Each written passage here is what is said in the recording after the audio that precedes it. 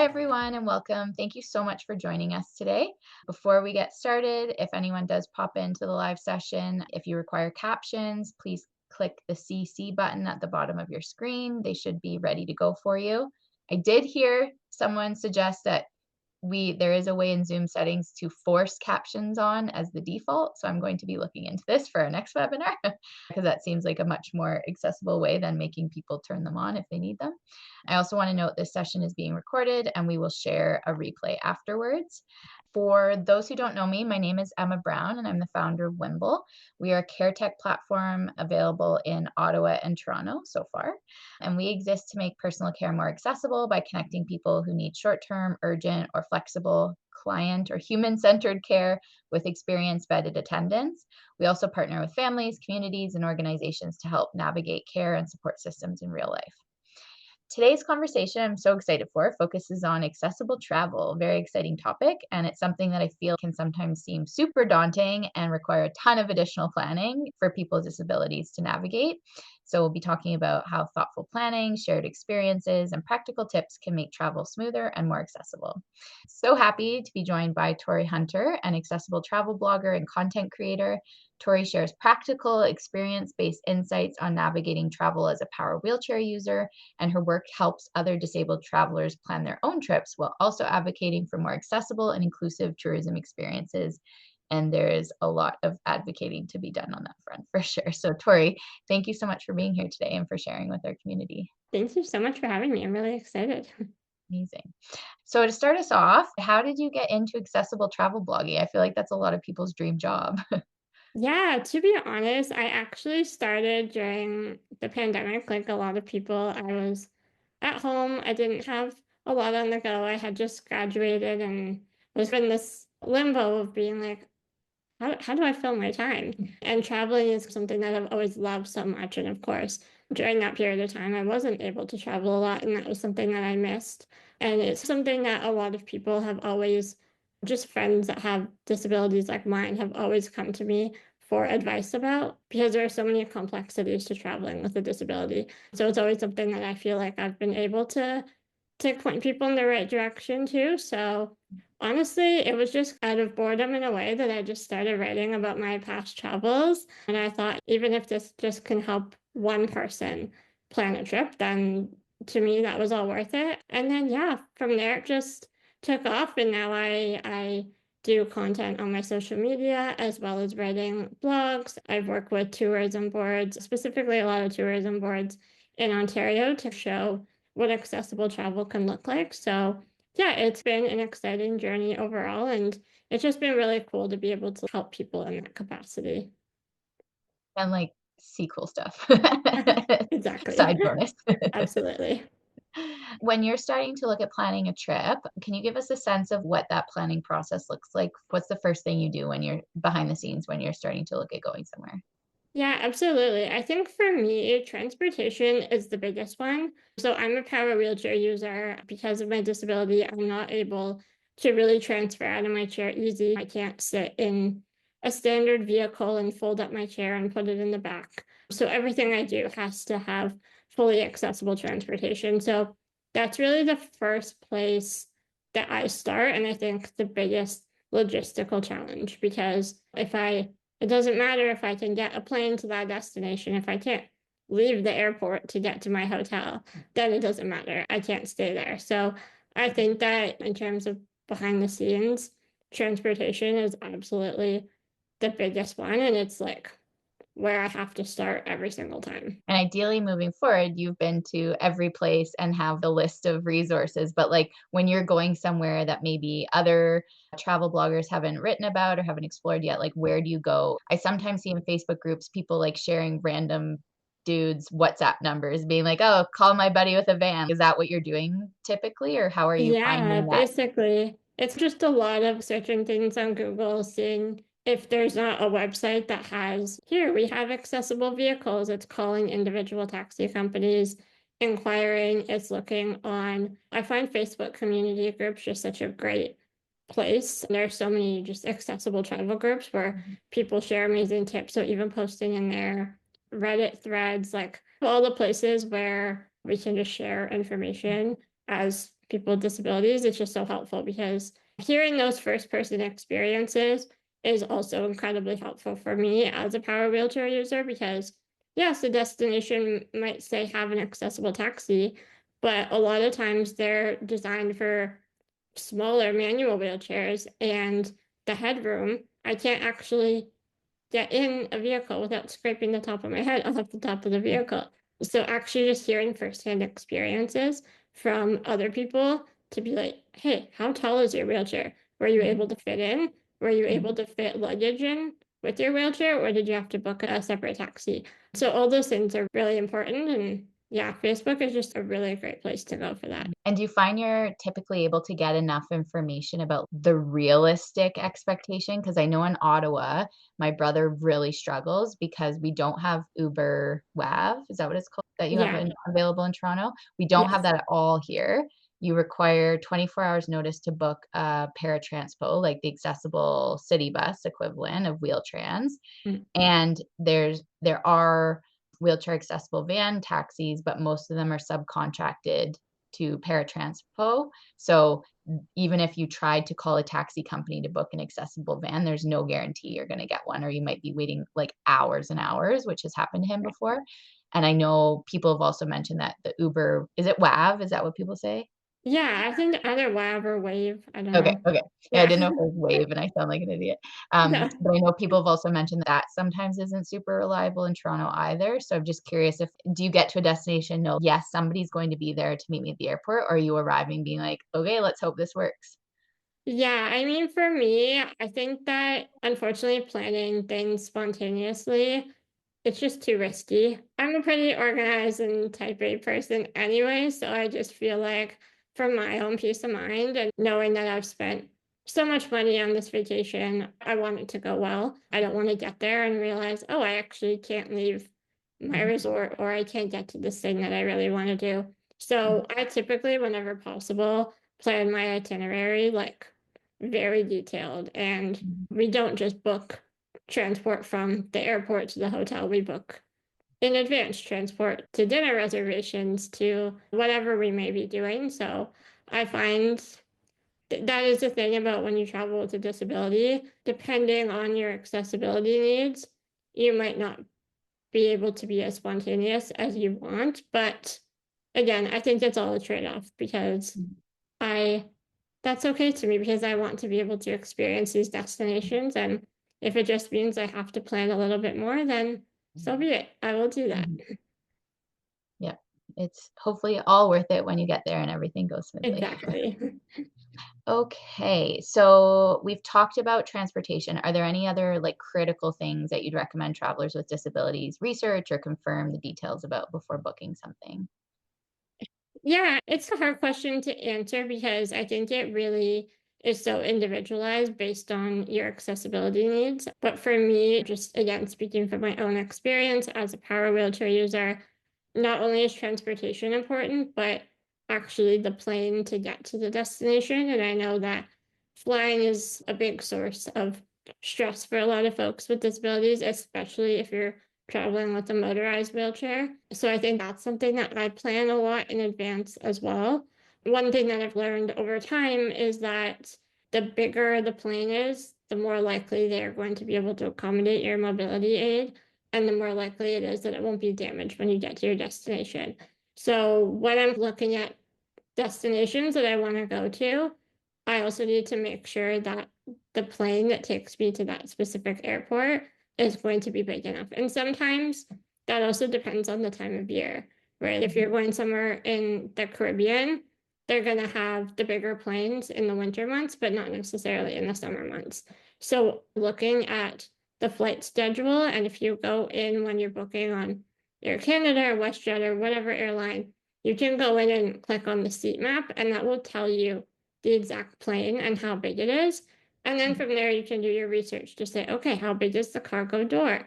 Is this plane going to be suitable for me? Because again, if I can't get my wheelchair there in one piece, then that's not a destination that I'm going to choose to spend my time.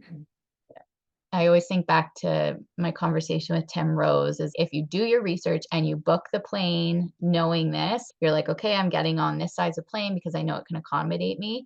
And then the airline changes the airplane. I believe Tim Rose's case with Air Canada eh, gave some sort of additional passenger rights in terms of they still have to accommodate you because your original booking was meant to accommodate your power chair. Is that correct? Yes, yes, I believe so. I think that that's changed in the recent years, which is amazing. But yeah, definitely super important to do that research ahead of time because if you don't book the right size plane and you show up to the airport, they're going to be like, sorry, there's nothing we can do. And they might reschedule you on a different flight or you might not be able to. So it's just Mhm. super important. Again, for your own peace of mind and to avoid disappointment on your end, Mhm. that when you arrive at the airport, you will be able to get on that plane. I know also with one of our team member spouses who uses a power chair, he lives near a smaller regional airport that has like a smaller runway that only accommodates smaller planes. And I believe they only realized after moving there that, oh, the planes that are coming in here are the really small regional jets that can't accommodate a power chair. So, like, it might, yeah, definitely having that like destinations capacity of the, we all have to Yeah. become aerospace engineers to book travel. Truly. And sometimes that's so true, especially within Canada. Like Mhm, we don't have a lot of major airports. Even last summer I went to Victoria and we were thinking of flying from Toronto to Victoria, but the flights to Victoria were so much smaller than the flights that went to Vancouver. And then also when we got to Victoria, we wouldn't be able to rent a wheelchair accessible vehicle. So what we did is we actually flew into Vancouver where mhm, we could get a huge plane. Then mhm, we picked up a rental van in Vancouver and then took the ferry over to mhm. Victoria with the van. So sometimes it's just also thinking about different options. Like a lot of times there are workarounds, but it might just not be the most straightforward one. So you have to look at all your options to see what accommodates your needs best. You have to be an aerospace engineer, you have to be a wheelchair technician, you have to be a travel agent, you have to All of all the the things. things. In terms of so going back to the actual, like, physical preparation exercise of safely getting your power chair to a destination, is there, like, some top tips you can provide folks with for preparing, whether it's preparing, like, your actual chair for that trip or preparing the airline ahead of time of what's coming? Like, do you have a little mental checklist you go through for that process? Yeah, absolutely. I think number one, the first step is that you need to know your wheelchair's dimensions. So everything, the length, the width, the height, everything. And always call the airline's medical, yeah, medical desk. I was going to say mobility desk. Typically, it's called the medical desk ahead of time before you even book, just to give them all of this information. And again, talk them through, be like, I'm looking at booking this flight to make sure that they can accommodate your wheelchair on the flight before you even book and pay for it. Next, I would say always photograph your wheelchair before you get on the plane. You want to take it from all angles because unfortunately, if they do damage your chair, which fingers crossed they will not, but if they do, that way you have evidence of what the chair looked like before there is damage so that you can file a claim. When you're actually going onto the airplane, it's really important to remove all the pieces that you can. So I take off my headrest because that takes a few inches off the height. I take off my controller, my foot plate, my seat cushion, basically everything that I can possibly bring on the aircraft with me just to avoid those pieces being damaged as much as possible. And then upon when you arrive at your destination, make sure that you inspect your chair immediately. I always go through all the functions of my power wheelchair. I'll raise it up and down, tilt it back and forth, make sure that everything works because it's a lot harder to file a claim for a damaged wheelchair once you're outside of the airport. But if you're in the airport and you have people helping you, that claim will go a lot easier. So that's all the things that the mental checklist things that I do. Obviously, there might be different ones, or there might be a lot more depending on kind of what devices that you're traveling with. But I always find like that's a really great place to start. I think the tip about removing the pieces that can be removed is so critical. I remember one time we were flying somewhere as a family, and my brother's manual wheelchair was getting loaded after he transferred onto the plane. And I was looking out the window, we were still at the gate, and the little like luggage, this was in the Caribbean, so it's not like the closed versions we have in North America. So it's just like a flatbed trailer coming away from after unloading or after loading the luggage into the plane and his wheelchair into the cargo bay. And on the flatbed was like one of, I don't know what it's like, a side guard that slipped in to prevent like mud and stuff from the wheels. And the side guard's just like going away on the flatbed. And it's just one of those like annoying pieces. It's not like critical to the function of the wheelchair, but would be really annoying to replace. And we were able to flag down the flight attendants to tell the pilot, to tell the ground crew to grab that thing and bring it back up before they like left the gate. So it was just like pure luck that we happened to look out the window at that specific moment to see that little piece going away from the airplane. And Absolutely. I always feel like it's so stressful when you're in those seats of being able to watch them load or unload it. I mhm, mean, it's nice because you're able to watch what's going on and you'll be able to stop it if there's something that, mhm, is going wrong, but it's also so nerve-wracking. You're just mhm, like holding your breath, watching yeah, your mobility aid being loaded on and off an aircraft. yeah. I've also seen some people attaching like really direct signage onto their plane or onto their chair with like zip ties of like, don't pull here, don't touch here, don't lift from this bar, just like get basically covering it in like caution signs. Have you tried that? Yeah, yeah, that's a really good point. Actually, I have done that many times. I've put in very bright like poster boards, like Mhm, the basic instructions mhm, of like what needs to happen, which is really helpful because every wheelchair is different, especially every power wheelchair. So it's mhm, really helpful for them to have those mhm, basic instructions of like mhm, where they're allowed to lift from, how they put the brakes on, all that stuff. And one tip that I do have about that actually is if you are putting any sort of signage, if you're going to a destination where they speak a different language, translate it into mhm, that language because I've had it before where I've had it in English, but we've been in a Spanish speaking country. So it's not actually useful for them. So also do your research about that and see if you need to translate it ahead of time. mhm. That's a great point. In terms of actually, so you've got your chair like sorted and they're taking very good care of it and they're following the clearly marked directions and everything's going smoothly. Do you have any tips or strategies for actually boarding the plane, whether you use an aisle chair or someone helps you transfer? What's your advice for managing that process? Because I've heard that can be quite anxiety inducing. It is. I find that those couple minutes are absolutely like the most stressful part of the trip. And I've done it so many times that I feel like my parents and I, or whoever I traveled with, we're like a well-oiled machine at this Mhm, point. We know exactly like what every person is doing. But I always say it resembles like a pit crew like changing a tire on like a race car. Like everyone like knows what their job is and they're doing it so fast. So yes, I use an aisle chair to get on the plane. Typically, my dad will transfer me into the aisle chair because I'm more comfortable with someone I know transferring me, although the airline staff will absolutely assist with that if that's something you need. But in my case, my dad will transfer me onto the aisle chair, get me all strapped in. My mom will usually start disassembling my wheelchair again, taking off the headrest, taking off the seat cushion, putting the brakes on, disengaging the batteries, like everything that needs to be done. Well, either like my sisters or my support worker or whoever else I'm with will go onto the plane.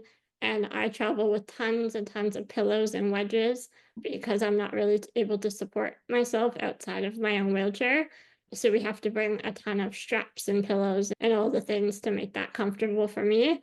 So the third person is then on the aircraft, setting up my seat for me. So I think talking out with the people that you're traveling with ahead of time, all of the logistics to be like, okay, this is exactly what you need to do and how you need to do it. Because the process is very rushed. And that's just an unfortunate reality. It doesn't really matter if I go up and stress to the desk ahead of time that I need extra time to board. I do that every single time, and yeah, it seems like we're always given about 60 seconds maybe ahead of everyone else boarding. So it really is something that happens in a matter of minutes. So yeah, definitely just like being able to talk about it ahead of time with the people you're traveling with and even at home, if it's your first time traveling, if you can just almost do like a mock run of it and practice it, because it really will move so fast. Like, you need to get your mom, like, a NASCAR hat, like Truly. a full Yeah. pit crew outfit, because that's what I'm Yeah. picturing. And if someone's not traveling with a bunch of people who already know the routine, are you able to delegate? Do you find there's people around to delegate some of it? Could you say to a flight attendant, "Can you carry the wedges and pillows ahead of us?" Yeah. And, like, delegate those tasks to someone else? Absolutely, yeah. So typically when it's time to board, they'll bring like two people from the airport that help you like use the aisle chair. So those people are absolutely amazing and willing to assist you. And Mhm, then I always find the flight attendants like super great too. They're always offering like, what can we grab for you? How can we help you? mhm, So they're amazing as well. And I think it's really just have an understanding of what you're going to need before you get to the door of the plane. Definitely think about that in advance and know how to like articulate that to the staff that are helping, because in my experience everyone is super friendly, everyone wants to help, but again it's just fast, so you need to know what you're asking for. great tip. So, I feel like in these accessible travel conversations, it's like, do you have this, like, entire now 20-minute conversation? You're like, "Okay, you are now actually on your way to your destination." Like, you're not even at the destination yet. So, how do you actually like, how do you assess if a destination is gonna work for you or not if you haven't been there before? Yeah. I mean, for me, again, I think it's just doing so much research in advance. Like I said, joining accessible travel Facebook groups are such a great way to be able to hear from other wheelchair users. A lot of the places I choose to go are because I've already heard other amazing, great things from other people that I trust within the disability community. So I think that's just a really great way, is just like, where have your friends been? Where have other content creators that you follow been? What's being recommended the most on these travel Facebook groups? And that's a great way to just choose what destination you want to go to. And then otherwise, if it's somewhere new that you can't find a lot of that information on, it's just doing a lot of Googling and research. Again, what do you need? Do you need accessible taxis? Is the main priority that you can get a hotel room with a roll-in shower? Is the main priority that the weather is great and that the sidewalks are accessible? Like, what rank your criteria of what's most important to least important? And then, yeah, just Google and see what you can find. Typically, there is information out there, although it's not always easy to find, which is why, again, I think that it's so great to be able to follow content creators and all these people that can share this information from like a first person perspective, because that always feels like some information I can trust more Mhm. than just like a corporate website, you know? Mhm. Yeah. Yeah, that's a great point. Like, I know in my brother's case, he's been fairly traumatized by some trips to Europe. So now anytime we're looking to go somewhere, he's immediately, but the cobblestones. Yeah. We're like, okay, we'll have to do some research to see if this is a little European town of pure cobblestone torture for you or not. Yeah, absolutely. And I think that people often forget about that aspect, that accessibility is more than just transportation and a roll-in shower in a Mhm, hotel. If there's a destination that's full of cobblestones and I'm going to be exhausted being out and about all day, then mhm, maybe that's not the best destination for me to spend a week or 2 weeks at. Like mhm, maybe that's somewhere I only want to spend 2 days. Or if there's a lot of hills, especially if you're a manual wheelchair user, that might be really difficult. So like thinking about all those different things, also the weather. Is it going mhm, to be too hot or too cold for me to actually be out and enjoy myself? So there are a mhm, lot more aspects to accessible travel than just like the ramps and getting around. mhm. Yeah. I find I'm sometimes also, like, pleasantly surprised by destinations you wouldn't think are accessible, like, I was trying to was this I always confuse because you guys are always going on very cool trips. Was this you or Maya Ziv going to Venice recently? Was that That Maya? was my end, yeah. Okay, and she was saying that she actually had a really positive I think she was saying she had a really positive experience in Venice, and I was like, Yeah. "Would have thought that would be a nightmare." Yeah, I know, I was surprised to hear that too. And Mhm, that's kind of cool, like, mhm, about sharing experiences, because Venice was also somewhere that I was like, oh, not impossible, but like Mhm, logistically, it would just be so mhm, difficult to plan a trip there that it like wouldn't be that enjoyable. But mhm. it was so great to hear otherwise. There's some positive stories out there. And there's also I should give a shout out to Ottawa Tourism there, and I'm sure a lot of the destination organizations you've worked with, like, there are some cities that are actually really trying, and I know in Ottawa, there's been a lot being done by Ottawa Tourism to prepare for the World Wheelchair Basketball Championships coming Mm, up here this year. The landscape is always evolving. So, absolutely. maybe if it doesn't work for you today, it can still be on your bucket list for 5 years from now once that city gets rid of all their cobblestones, Yes. paves over all their historical areas. And are there any other, like, places or experiences that have been you've been pleasantly surprised by?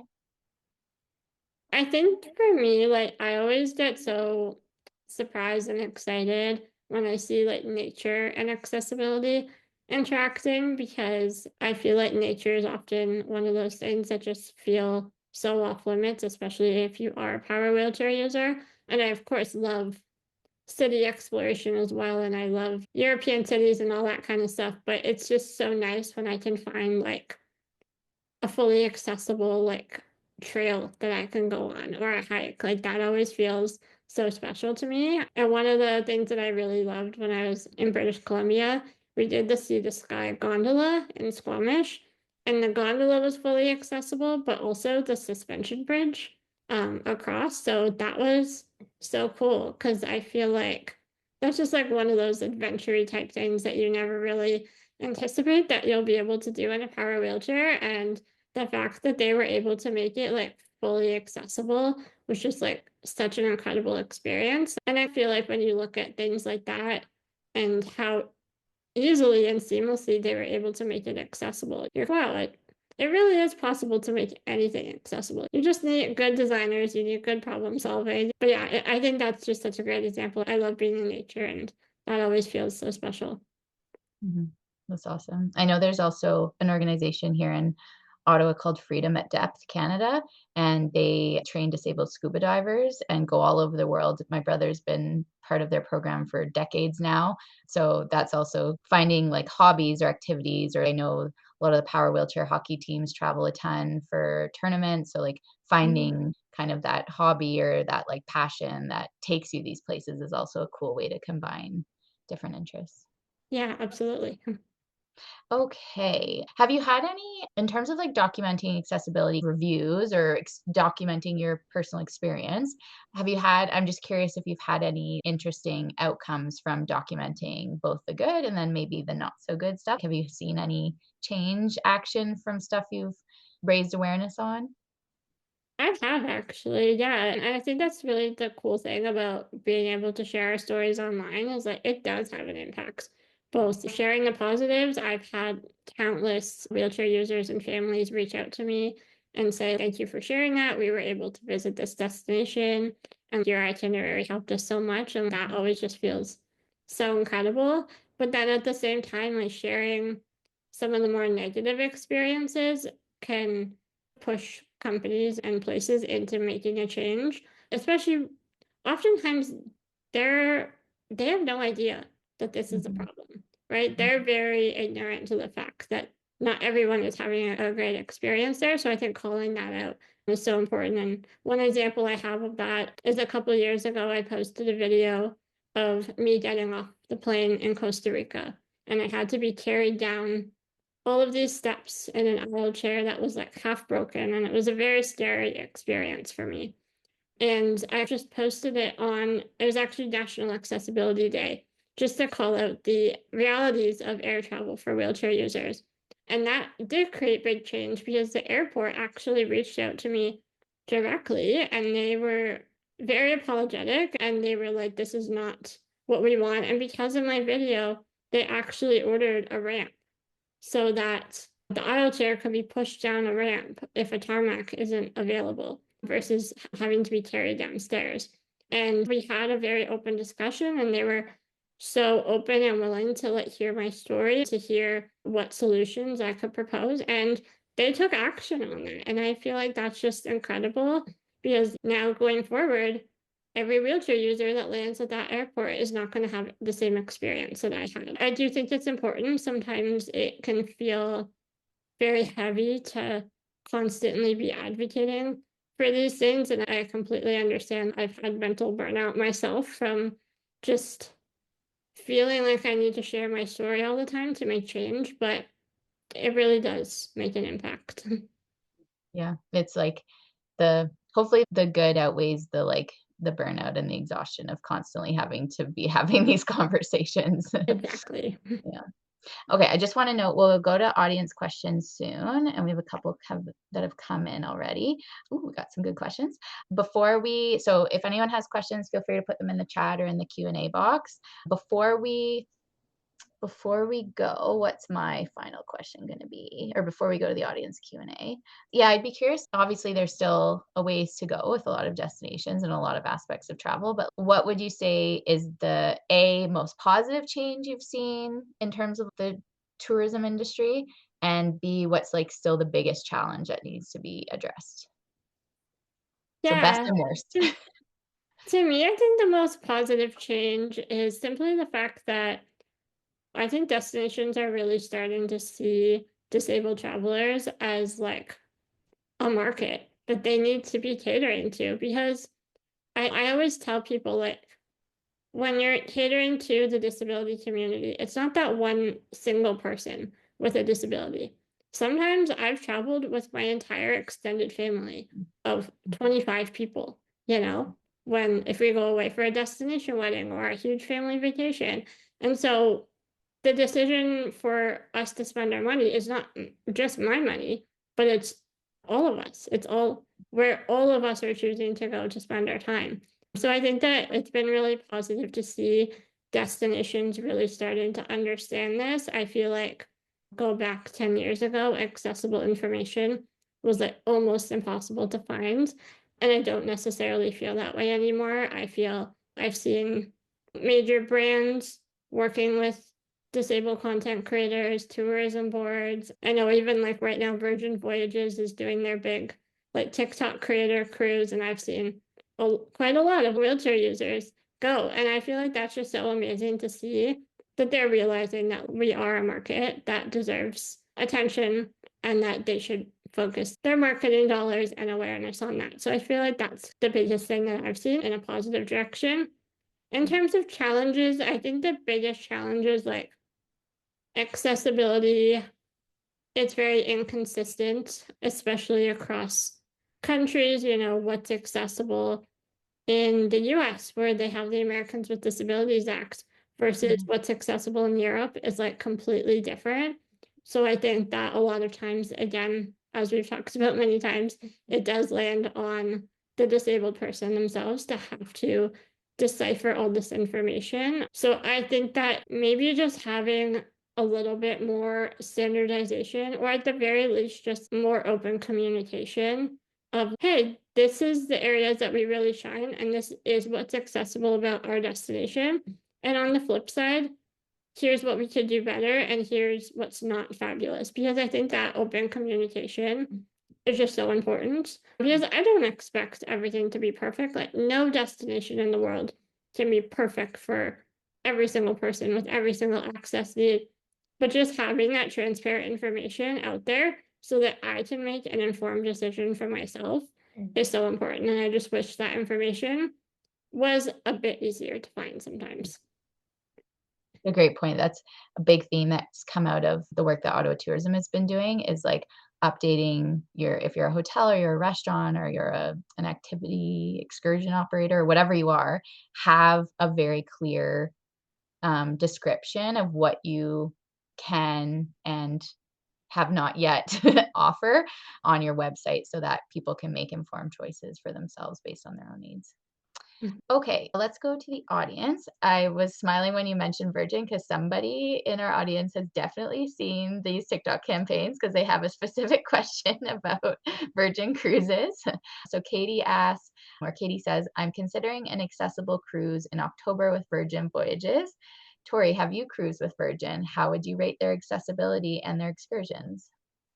I actually have not traveled with Virgin, so I'm so sorry I don't have an answer to that question in particular. I have cruised with other cruise lines. I've gone on Celebrity, Princess, and then when I was a kid, I went on Royal Caribbean, so I don't have super updated information about Royal Caribbean. I quite liked Celebrity. I found that it was very good. I was actually recently on one of their older ships, and I still found the accessibility very good. They had automatic door openers all throughout the ship. They actually had pool lifts into quite a few of their hot tubs, which I know is still a really big problem for a lot of cruise lines. A lot of them don't have any sort of pool lift, which I think is unacceptable, but it's just the reality. My stateroom was really nice. I had a very spacious shower, roll-in shower. So I personally have loved Celebrity, but yeah, I'd love to give Virgin a try. They've seemed to they seem to be really great. Virgin, reach out. We'll send Katie Yeah. and Tori to give you some feedback. Okay, another question is about insurance. So, how do you get medical travel insurance when you're leaving the country? Plans often don't allow for pre-existing conditions. That's another really great question. I feel like it's not something that I have a huge area of expertise about because I do have travel coverage through my work insurance. So it's not something that I've dived deep into. As far as I understand, you are able to get travel insurance. They just might not necessarily cover if you're hospitalized for a reason due to your pre-existing medical condition. Mhm. But if it was outside of that, they would still cover it, which I know is not super helpful. As Mhm. if, you need medical attention, it might very well be related to your pre-existing condition. So, yeah, that's another really great question. I wish I had a better answer. I don't necessarily know of a specific company that is really great, but definitely something I should look into. Mhm. It's another room for improvement on the list of things that the industry needs to figure out. Yes. And then we have one last question from Steven saying, what do you think about all-terrain four-wheel drive wheelchairs like Outrider USA? Yeah, I've never personally tried one, but I've seen quite a lot of people online use them. I know Curb Free with Corey Lee. He's another disabled travel blogger. He's a power wheelchair user as well. He's someone that I look to very heavily for Mhm. travel inspiration and all that Mhm. kind of stuff. He has one, I don't know what the exact brand is, but it's an all-terrain wheelchair that he uses on the beach a lot, actually, which I think is really cool. Yeah, because I just feel those manual beach wheelchairs can be great, but they are often designed in a way that they have to be moved around by someone else. So I feel like it's so great to have that level of independence. So yeah. Cool. Okay, I think that let me just make sure I didn't miss any questions. I think we answered everything. Yes, nothing in the chat. Okay, my last question and kind of our wrap-up question, I'm going to combine into two, which is just before we wrap up, for someone, or as we wrap up, what's one piece of advice you would give to someone who wants to travel but feels unsure about where to start? That's a great question. I feel like don't be daunted. Like, I know that there's so much planning that needs to go into it, but I absolutely promise it's possible. And like, the more trips you do, the more, you know, the more you experience, honestly, the easier it will get. Even like when we talked about flying. My family and I have it down to a science now. So I think like starting to travel, taking the step to go on your very first trip is the hardest part. And once you do it once, you will have an idea of your mind of what needs to happen on the next trip and the next trip. So yeah, take the step, ask other wheelchair users or other people within the disability community how they've done it, ask advice, ask the right questions. Don't rush the process. I would not suggest planning your first trip on 1 week notice. Give yourself time. Make sure you have time to ask those questions and get those answers and feel confident in your decision. But I promise it's so worth it. And traveling the world is just so special. And yeah, I hope everyone has the experience to do that. Have you counted how many countries you've been to now? That's a great question. Not quite, but I think it's been around 15. I Cool. have to check the exact Mhm. numbers. Amazing. Okay, Tori, thank you so much for your time today. I super appreciate it. And we're going to be sending the recording link to everybody as well as links to your channels so people can find you and start following you to get that advice on where to go next. And if anyone has any questions, feel free to follow up to that email and we can pass it along to Tori. And we're also happy to share if anyone's interested in learning more about Whimble's travel attendant services. We're also happy to send more information about that too. So yeah, thanks, Tori, and hope everyone has a great day. Awesome. Thank you.